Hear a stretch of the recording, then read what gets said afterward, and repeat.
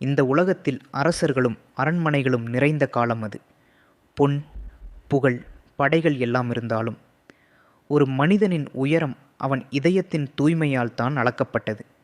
அந்த காலத்தில் குரு, அரசன், வீரன் அல்லாத ஒரு எளிய அமைச்சன் இருந்தான். அவனுடைய பெயர் விதுரர். இன்று சொல்லப்போகும் கதை அரசரின் விருந்தை மறுத்து ஒரு ஏழையின் இல்லத்தில் அமர்ந்து உணவுண்ட பரமாத்மாவின் கதை. இது அதிகாரத்தின் கதை அல்ல, இது பக்தியின் வெற்றி. பாரதம் என்பது அரசர்களின் யுத்த கதை மட்டுமல்ல, அது மனித மனத்தின் ஆழத்தை வெளிப்படுத்தும் தர்மத்தின் மகா காவியம். அந்த மகா காவியத்தில் அரசர்கள் பலர் இருந்தாலும் அவர்களை காட்டிலும் உயர்ந்தவர் ஒருவர் இருந்தார். அவர் ஒரு அரசர் அல்ல, யோதி அல்ல, ஆசாரியரும் அல்ல. அவர் பெயர் விதுரர். பாண்டவர்களுக்கும் கௌரவர்களுக்கும் இடையில் நின்று தர்மத்தின் குரலாக இருந்தவர் விதுரர். அந்த விதுரரின் வாழ்க்கையில் நடந்த ஒரு எளிய நிகழ்வுதான் விதுரர் விருந்து. ஆனால் அந்த எளிய நிகழ்வே ஸ்ரீகிருஷ்ணரின் உண்மையான மகிமையை உலகிற்கு வெளிப்படுத்தியது. கௌரவர்களுக்கும் பாண்டவர்களுக்கும் இடையிலான விரோதம் உச்சத்தில் இருந்த காலம் அது. யுத்தம் தவிர்க்க முடியாததாகி கொண்டிருந்தது. தர்மத்தின் பாதையில் யுத்தம் வேண்டாம் என்று நினைத்த பாண்டவர்கள் கடைசியாக ஸ்ரீகிருஷ்ணரை தூதராக அனுப்ப முடிவு செய்தனர். ஒரு கிராமம் அல்ல, 5 கிராமம் அல்ல, வெறும் 5 வீடுகள் மட்டும் கொடுத்தாலும் போதும் என்ற சமாதான செய்தியுடன் ஸ்ரீகிருஷ்ணர் ஹஸ்தினாபுரத்துக்கு வந்தார். அவர் வந்தது யுத்தத்திற்கல்ல, தர்மத்திற்காக. ஹஸ்தினாபுரம் நகரம் முழுவதும் அலங்கரிக்கப்பட்டது. அரண்மனை வாசல்கள் திறக்கப்பட்டன. துரியோதனன், இன்று நாராயணன் என் விருந்தை ஏற்றுக்கொள்ள வேண்டும் என்று பெருமிதம் கொண்டான். அவன் விருந்து பொன் பாத்திரங்களில் ராஜபோகம் நிறைந்ததாக இருந்தது. ஆனால் அவன் உள்ளத்தில் இருந்தது அகந்தை. நான் தான் அரசன், நான் தான் அதிகாரம் என்ற அகந்தை. ஸ்ரீகிருஷ்ணர் ஹஸ்தினாபுரம் வந்தவுடன் நேராக துரியோதனனின் அரண்மனைக்கு செல்லவில்லை. அவர் திரும்பினார்.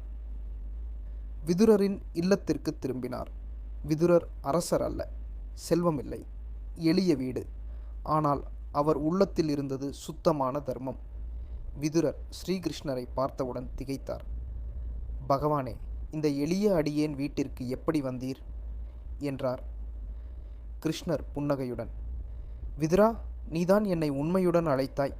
அரண்மனைகள் என்னை அழைக்கவில்லை, அகந்தை அழைத்தது என்றார். விதுரரின் மனைவி சுலபை.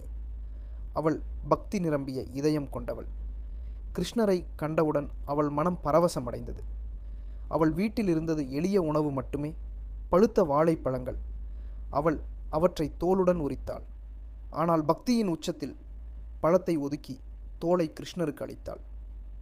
கிருஷ்ணர் அதை சிரித்தபடியே உண்டார். அந்த தருணத்தில் விதுரர் பார்த்தார். அம்மா, இது பழத்தின் தோல் என்றார். உடனே சுலபை உணர்ந்தாள். அவள் கண்களில் கண்ணீர். பகவானே, என் அறியாமையை மன்னிக்க வேண்டும் என்றாள். கிருஷ்ணர் மென்மையாகச் சொன்னார், சுலபை, நீ எனக்கு தோல் கொடுத்தாய். ஆனால் அதில் இருந்தது உன் பக்தி. அதுவே எனக்கு அமிர்தம். அந்த நேரத்தில் துரியோதனன் செய்தி அனுப்பினான். கிருஷ்ணரை உடனே அரண்மனைக்கு அழைத்து வாருங்கள் என்றான். கிருஷ்ணர் விதுரரிடம் சொன்னார், விதுரா, தர்மம் பேச வந்தேன், ஆனால் அவர்கள் அதிகாரம் பேசுகிறார்கள். அவர் அரண்மனைக்கு சென்றார். துரியோதனன் பெருமிதத்துடன், என் விருந்தை ஏற்றுக்கொள்ளுங்கள் என்றான். கிருஷ்ணர் மறுத்தார். தீய எண்ணம் கொண்டவன் அளிக்கும் உணவு என் உடலுக்கு செல்லாது என்றார். இதை கேட்ட துரியோதனன் கோபமடைந்தான். விதுரர் எழுந்தார். நீ பகவானை அவமதிக்கிறாய். அவர் இங்கு வந்தது உன் அரியணைக்காக அல்ல, தர்மத்துக்காக என்றார். துரியோதனன் விதுரரை அவமதித்தான். நீ என் ஊழியன் என்றான். விதுரர் அமைதியாகச் சொன்னார், நான் தர்மத்தின் ஊழியன். அரண்மனையை விட்டு வெளியே வந்த கிருஷ்ணர் விதுரருடன் மீண்டும் அவரது இல்லத்திற்கு சென்றார். அங்கு அவர் சொன்னார், விதுரா, இந்த உலகத்தில் உணவு முக்கியமல்ல, உணவின் பின்னுள்ள மனமே முக்கியம். பக்தியுடன் கொடுக்கப்படும் ஒரு கசப்பு இலை கூட எனக்கு அமிர்தம். அகந்தையுடன் கொடுக்கப்படும் ராஜபோகம் கூட விஷம். இந்த விதுரர் விருந்து ஒரு உணவு கதை அல்ல, அது ஒரு தத்துவம். பகவானுக்கு தேவை செல்வம் அல்ல, சரணாகதி. அதிகாரம் அல்ல, அன்பு. அரண்மனை அல்ல, தூய உள்ளம். மகாபாரத யுத்தம் நடந்தது. கௌரவர்கள் அழிந்தனர், பாண்டவர்கள் வென்றனர். ஆனால் அந்த யுத்தத்தின் நடுவிலும் கிருஷ்ணரின் நினைவில் இருந்தது விதுரரின் எளிய வீடு. தர்மம் வென்றது, அகந்தை அழிந்தது. இன்றும் அந்த கதை நமக்கு சொல்வது ஒன்றே: கடவுள் கோவிலில் மட்டும் இல்லை, அவர் சுத்தமான மனங்களில் வாழ்கிறார். நாம் அவருக்கு என்ன கொடுக்கிறோம் என்பது முக்கியமல்ல, எப்படி கொடுக்கிறோம் என்பதே முக்கியம். விதுரர் விருந்து அதற்கு நிரந்தரமான சான்று.